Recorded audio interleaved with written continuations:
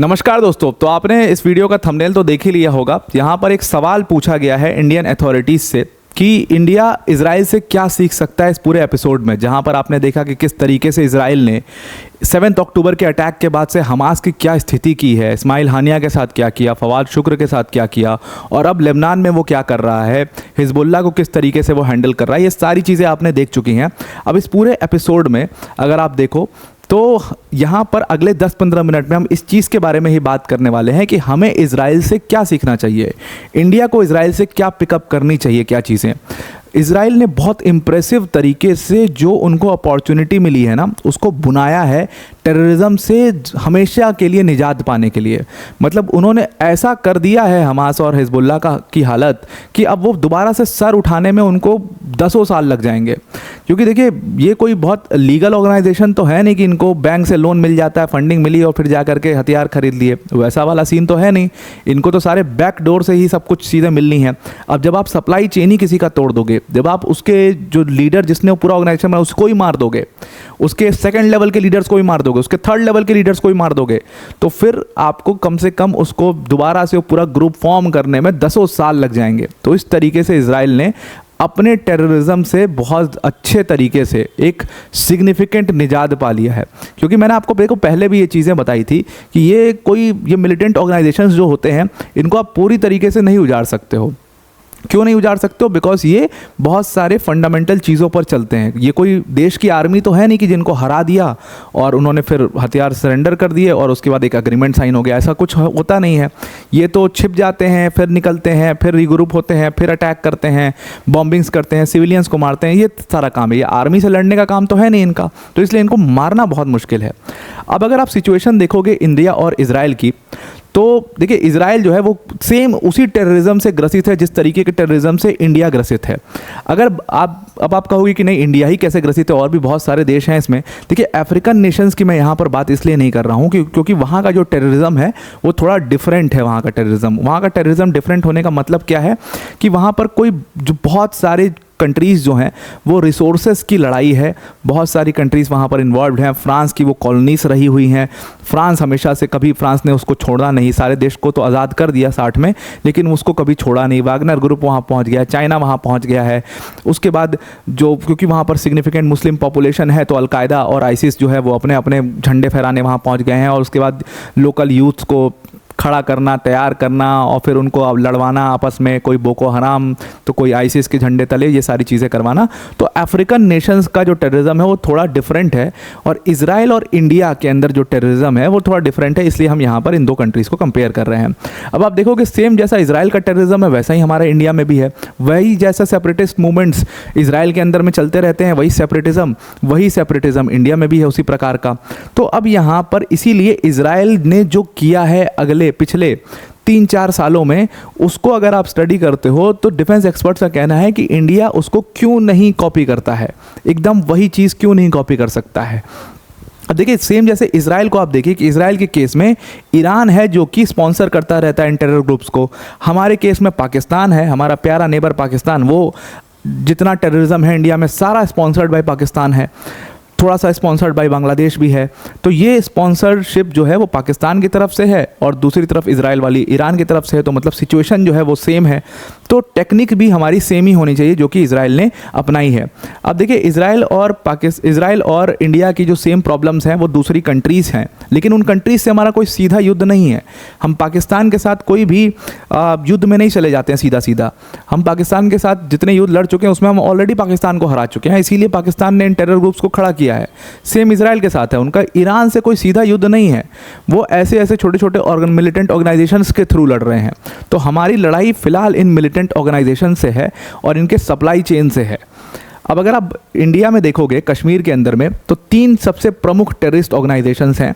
एक तो है हिजबुल मुजाहिदीन जिसको सैयद सलाउद्दीन चलाता है। 1988 का जो प्रोटेस्ट हुआ था कश्मीर में उससे ये निकला हुआ व्यक्ति है। जैश ए मोहम्मद जिसको मसूद अजहर चलाता है। मसूद अजहर को आप जान ही चुके होंगे। ये अब आज की डेट में तो बहुत फेमस हो गया बिकॉज ऑफ दी IC 814 जो सीरीज़ आई है उसमें इसी आतंकवादी यानी मसूद अजहर को छुड़ा लिया गया था। बड़े बड़े इसने अटैक्स किए हैं। फॉर एग्जाम्पल इसने बहुत बड़ा अटैक किया था पुलवामा का, जिसके बारे में आप जानते हो कश्मीर में काफ़ी स्ट्रॉन्ग माना जाता है जैश ए मोहम्मद को। उसके बाद नीचे वाला ऑर्गेनाइजेशन जो आप देख रहे हो वो है लश्कर ए तैयबा LET, और उसका सरगना है हाफिज़ सईद। अभी जो हाफिज़ सईद है ये भी व्यक्ति जो है बहुत बड़ा टेरर ऑर्गेनाइजेशन चलाता है, और कहा जाता है कि जो सबसे स्ट्रॉन्ग और सबसे ज़्यादा लड़के जिस टेरर आउटफिट में हैं वो है लश्कर ए तैयबा। और लश्कर ए तैयबा ने 2008 में मुंबई में अटैक करवाए थे। पार्लियामेंट अटैक में दोनों का जॉइंट एफर्ट्स, बोला जाता है कि दोनों का जॉइंट एफर्ट्स था। तो ये 3 वो टॉप ऑर्गेनाइजेशंस हैं जो कि कश्मीर में आज की डेट में भी बहुत ज़्यादा एक्टिव हैं। इनके साथ प्रॉब्लम क्या है आज की डेट में कश्मीर में जो टेररिज्म है और पुराना टेररिज्म में फ़र्क क्या है? देखिए, जो पुराना टेररिज्म था जिसमें JKLF, यासीन मलिक, बिट्टा कराटे वाला जो टेररिज्म था, वहाँ पे सीन क्या था कि वहाँ पर कश्मीरी यूथ को ही रेडिकलाइज किया जा रहा था। उनको हथियार सिर्फ देने थे और हथियार लेकर के वो लड़ने के लिए तैयार थे, वो खुद को मारने के लिए तैयार थे, वो सुसाइड बॉम्बिंग करने को तैयार थे, सब चीज़ के लिए तैयार थे। 2024 का जो टेररिज्म है वहाँ पर जितने भी टेररिस्ट हैं ये सब इन्फिल्ट्रेटर्स हैं, ये मतलब कि ये पाकिस्तान से आए हुए लोग हैं। वहाँ का यूथ, वहाँ का लोग, वहाँ का जनता समझ चुका है इस चीज़ को कि टेररिज्म से कुछ ना होने वाला। वो 20-25 साल देख चुके हैं अपने आँख के सामने। और इसीलिए आप देखिए कि वोटर टर्नआउट, अभी इलेक्शंस हुए हैं, 54% वोटर टर्नआउट है, जो कि बहुत ज़्यादा है कश्मीर के हिसाब से। जहाँ पर 19% और 21% वोट गिरते थे, वहाँ पर 54% वोट पड़ना अपने आप में बहुत बड़ी बात है। और ये चीज़ का संकेत है कि जनता जो है उस चीज़ को समझ चुकी है। तो कश्मीर में ये 3 टेररिस्ट ऑर्गेनाइजेशंस जो हैं वो इंडिया के टारगेट पर हैं, और इनके जो हेड्स हैं वो इंडिया के टारगेट पर हैं। अब इजराइल से आपको क्या सीख मिल सकती है और इजराइल कौन कौन सी पॉलिसीज़ अपनाता है उसको थोड़ा सा देखते हैं। अब देखिए, इजराइल में प्रॉब्लम क्या थी कि जो ये टेररिस्ट, जैसा कि मैंने आपको बताया, टेररिस्ट ऑर्गेनाइजेशंस जो थे ये कोई कंट्री की आर्मी तो है नहीं कि इनके सीधे सीधे वॉर लड़ो, इनको जाओ मारो एक बार और फिर ये दोबारा से खड़े हो जाते थे। इजराइल का एक उसमें पॉलिसी इजराइल ने बीच में अपनाई थी, इजरायली जनरल्स ने, जिसको मूविंग द लॉन कहते थे वो। अब ये मूविंग द लॉन पॉलिसी क्या थी? बेसिकली मूविंग द लॉन मतलब कि आप जाओ हर साल 2 साल में ये जितने भी टेररिस्ट ऑर्गेनाइजेशंस हैं, जो भी इनके स्ट्रॉन्ग होल्ड एरियाज़ हैं, वहाँ पर आप क्या करिए कि वहाँ पर आप सीरियस एयर स्ट्राइक्स करिए, मतलब एकदम ग्राउंड इन्वेजन कर दीजिए, एकदम हालत ख़राब कर दीजिए, मतलब कि इनके सारे हथियार सीज कर लो, इनके बहुत सारे लड़के मार दो, मतलब इतना ख़राब कर दो इस ग्रुप को कि ये दोबारा इनको खड़े होने में 1-2 साल का वक्त लग जाए। और इस तरीके के ऑपरेशंस इजराइल हर 2 साल पे, हर साल भर पे करता रहता था। तो ये चीज़ इंडिया ने भी अप्लाई करी थी, इंडिया ने भी की थी, लेकिन इससे कोई बहुत बड़ा इम्प्रूवमेंट नहीं हुआ। इजराइल के हालत में भी इम्प्रूवमेंट नहीं हुआ और ना ही इंडिया को इम्प्रूवमेंट हुआ। बिकॉज ये होता क्या है कि जब बहुत पैरेलली बहुत सारे टेररिस्ट आउटफिट्स काम करने लग जाते हैं, कोई एक तो है नहीं कि जिसको मार दिया वो दोबारा उसको खड़े होने में टाइम लग रहा है। जैसे हालात सीरिया में हैं कि बहुत सारे टेररिस्ट आउटफिट काम कर रहे हैं, तो एक कमज़ोर हुआ, दूसरा स्ट्रांग हो गया, दूसरे ने उसकी टेरिटरी ले ली। तो वही हाल यहाँ पे था। अब यहाँ पर आप देखो कि ये तो सिर्फ 3 का नाम बताया, हिजबुल मुजाहिदीन के अलावा एक इंडियन मुजाहिदीन बना था जिसमें इंडिया के लड़कों ने उस पूरे ऑर्गेनाइजेशन को बनाया था। तमाम ऐसे ऑर्गेनाइजेशन हैं जो कि इंडिया में बने हुए हैं। तो मान लो जैश ए मोहम्मद कमज़ोर हो गया तो हिजबुल मुजाहिदीन खड़ा हो जाएगा, हिजबुल मुजाहिदीन कमज़ोर हो गया लश्कर ए तैयबा खड़ा हो जाएगा। तो इस तरीके से एक के बाद एक तो खड़े होते जाएंगे। तो आपका ये जो मूविंग द लॉन पॉलिसी है ये फेल रही एक तरीके से। और इसीलिए आप देखो कि 2006 में इजराइल हिजबुल्लाह का जो वॉर था उसको रुकवाने के लिए यूनाइटेड नेशन सिक्योरिटी काउंसिल ने एक रिजोल्यूशन पास किया था, और उसमें कहा गया था कि हिजबुल्लाह जो है वो डिसार्म होगा, पूरा ग्रुप जो है वो डिसार्म हो जाएगा। लेकिन उन्होंने कोई डिसार्म नहीं किया, बल्कि ईरान उनको और वेपन्स भेजता रहा, वो स्ट्रांग बनते रहे, और इसीलिए इजराइल के लिए प्रॉब्लम हमेशा जो है वो रहती रही वहाँ पर। अब एक बहुत बड़े डिफेंस एक्सपर्ट हैं जो कि इजराइल में जो अपना पोस्ट डॉक्टरल रिसर्च कर रहे थे एक टाइम पर, 2001 से लेकर के 6 की बात मैं आपको बता रहा हूं, वो उस टाइम पर पोस्ट डॉक्टरल रिसर्च कर रहे थे वो डिफेंस एक्सपर्ट वहां पर। उन्होंने कहा कि देखिए इजराइल की सिचुएशन इतनी ख़राब थी इस दौरान कि कोई ना कोई क्लोज विसिनिटी में सुसाइड बॉम्बिंग्स होती ही रहती थी, क्योंकि ये लड़के जो हैं इनको ये बिल्कुल रेडी रहते थे मरने के लिए। इनके घर वालों को पैसा दे दिया जाता था या इनको रिलीजन के नाम पर इतना ज़्यादा रेडिकलाइज कर दिया जाता था कि ये मरने के लिए तैयार रहते थे। तो आपको अपने कान से सुनाई देता था बॉम्बिंग का, और हर दिन, लगभग हर दिन ये जो सुसाइड बॉम्बिंग्स हैं ये होती रहती थी। कभी बताते हैं वो कि एक बस में जिससे मैं कैंपस जाया करता था, पता चला कि कुछ दिनों बाद उस बस में किसी ने बॉम्ब लगा दिया, कैफेटेरिया में किसी ने बॉम्ब लगा दिया। तो हमारे भी फैमिली के ऊपर से बहुत प्रेशर रहता था कि भाई आप वहाँ से छोड़ दो, इसराइल मत रहो, दूसरी कंट्री में चले जाओ या घर आ जाओ, इस तरीके से काफ़ी प्रेशर रहता था। तो ये इसराइल की सिचुएशन थी।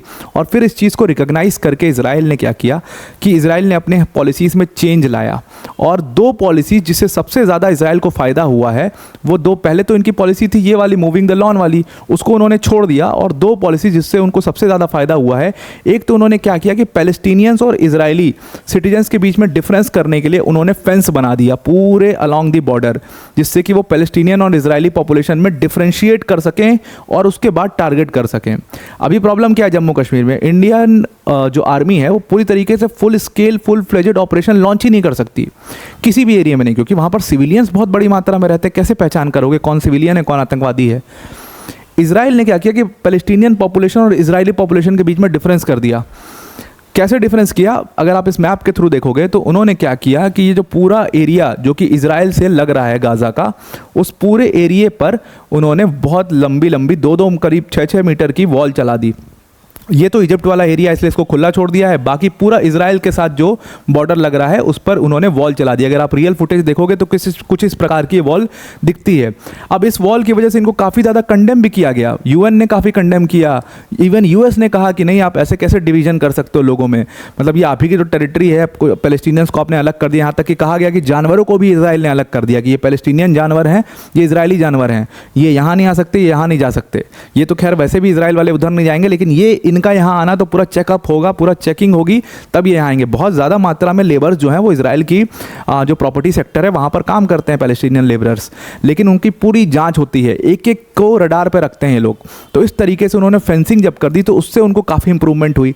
दूसरी चीज़ जो उन्होंने की वो किया कि उन्होंने क्या किया, कमांडर्स को असैसिनेट करना शुरू कर दिया, टारगेट असैसिनेशन शुरू किए बड़े बड़े कमांडर्स के, ये हमास हिजबुल्लाह के बड़े बड़े कमांडर्स के जब टारगेट असैसिनेशन मतलब करना शुरू किया तो इससे क्या हुआ कि एक पैरानोया पैदा हो गया।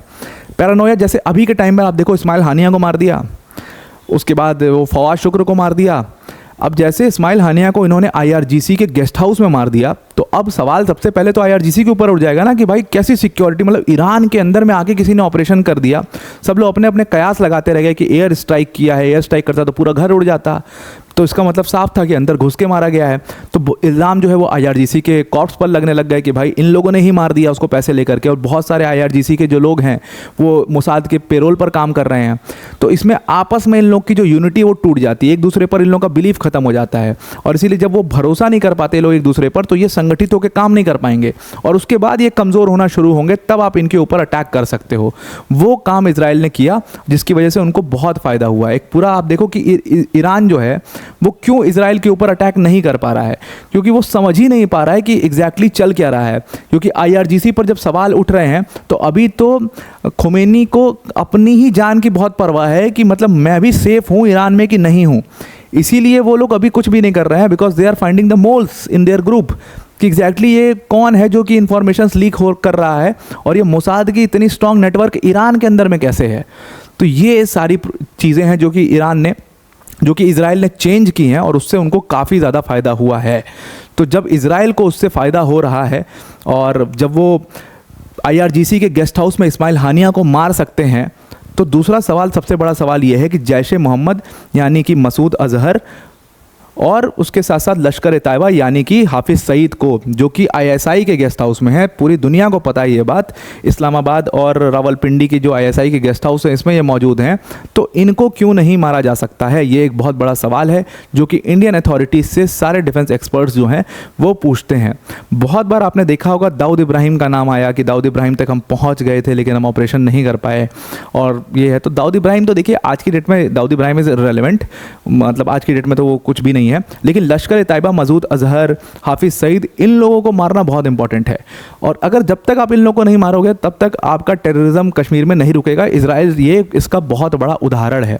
तो जब इजराइल वो चीज़ कर सकता है तो यही सवाल पूछा जा रहा है बार बार कि इंडिया वो चीज़ क्यों नहीं कर सकता। दूसरी चीज़ जो इजराइल ने करी है, अब यहाँ पर देखो ना, इजराइल ने उनके टॉप कमांडर्स को टारगेट असैसिनेशन किया है। इजराइल की ये आदत रही है। जो ओलंपिक में इजरायली खिलाड़ियों को निशाना बनाया गया था और उसके बाद क्या हुआ था, निशाना बनाए जाने के बाद इजराइल ने वो जो पूरा ग्रुप था ब्लैक सितंबर, एक एक ऑपरेटिव को खोज के 20 साल तक मारा, 21 साल तक उसका बदला लिया था। इसके ऊपर पूरी एक किताब लिखी गई है। तो इस तरीके से इसराइल अपने बदले लेता है, तो फिर इंडिया भी क्यों ना करे। और दूसरी चीज़ कि इनके जो हेड्स हैं जो कि आईएसआई के गेस्ट हाउस में छिपे हुए हैं वो तो बात है ही, दूसरी चीज़ क्या किया कि हिजबुल्लाह के सप्लाई लाइन में सेंध लगा दी इसराइल ने। सप्लाई चेन जो था, कैसे, उनके वॉकी टॉकीज़ को हैक कर लिया, उनके पेजर्स को हैक कर लिया। अब जिसमें नेटवर्क नहीं उसको कैसे हैक करोगे, तो उसमें बताया गया कि ये जिस कंपनी से आ रहा था उसमें ही इसराइल ने बातचीत करके उसको हैक कर लिया था। तो वही काम इंडिया क्यों नहीं कर सकता। ये तो भाई ओपन ट्रुथ है ना कि पाकिस्तान स्पॉन्सर्ड जितना भी हथियार है सब कुछ है वो पीओके के रास्ते से इंडिया में आता है। ये सारे जितने इन्फिल्ट्रेट करके इंडिया में एंटर करते हैं या तो ये बांग्लादेश से कर रहे हैं या तो फिर ये पाकिस्तान से कर रहे हैं। ये दोनों इन्फिल्ट्रेशन इनके पॉइंट्स हैं। तो वहाँ पर हम बहुत स्ट्रिक्टली क्यों नहीं इनको रोका जा सकता है, इनके सप्लाई चेन में सेंध क्यों नहीं लगाई जा सकती है। जब मोसाद ये चीज़ कर सकता है तो इंडिया का रॉ भी बहुत केपेबल ऑर्गेनाइजेशन है, वो भी कर सकता है ये चीज़। तो ये सवाल जो है डिफेंस एक्सपर्ट्स पूछ रहे हैं और इंडिया को इसके ऊपर सीरियसली सोचना चाहिए। तो आई होप ये पूरा एक एनालिसिस वीडियो था, आई होप आपको समझ में आ गया होगा। सेम सवाल आपके भी हैं तो आप भी कमेंट में लिख करके बताइएगा हमें। तो आज के लिए इतना ही। वीडियो को एंड करने से पहले अनअकैडमी टीम की तरफ से एक बहुत बड़ी अनाउंसमेंट है। अगर आप यूपीएससी सीएससी 2025 की प्रिपरेशन करना चाहते हैं तो अनअकैडमी ने अब आपके लिए राहें बहुत आसान कर दी हैं। जिस यूपीएससी सीएससी की प्रिपरेशन के लिए आप 1.5-2 लाख रुपए खर्च करते थे, अनअकैडमी ने उसमें बिगेस्ट एवर प्राइस ड्रॉप करके उस प्राइस को सिर्फ 24,999 कर दिया है। मतलब इस कोर्स फीस में आपको अनअकैडमी की टॉप फैकल्टीज़ जैसे मृणाल सर, प्रतीक सर, सुदर्शन सर जैसी फैकल्टीज़ पढ़ाएंगी। प्लस इसमें आपको 1-to-1 मेंटोरशिप भी मिलेगी। उसके साथ में इसमें आपको स्पेसिफिक डाउट सेशंस भी लगाए जाएंगे। प्लस इसमें जितने आप मेंस के आंसर्स लिखते हो उनकी वैल्यूएशन भी होंगे। अपने आप में ये अपना कंप्लीट एक प्रोग्राम है जिसमें जीएस, सीसैट, टेस्ट सीरीज सारा कुछ यहाँ पर कवर किया जाएगा। तो अगर आप इस कोर्स को इस डिस्काउंटेड प्राइस पर अवेल करना चाहते हैं तो डिस्क्रिप्शन में हमने लिंक दिया, उस लिंक पर क्लिक करिएगा और जहाँ पर यूज़ कोड का ऑप्शन आएगा वहाँ पर आप APYT10 यूज़ करना, तो आप इस कोर्स को अवेल कर पाओगे। तो आइए आपको ये पूरा आर्टिकल समझ में आ गया होगा। आज के लिए इतना ही। Thank you and have a nice day.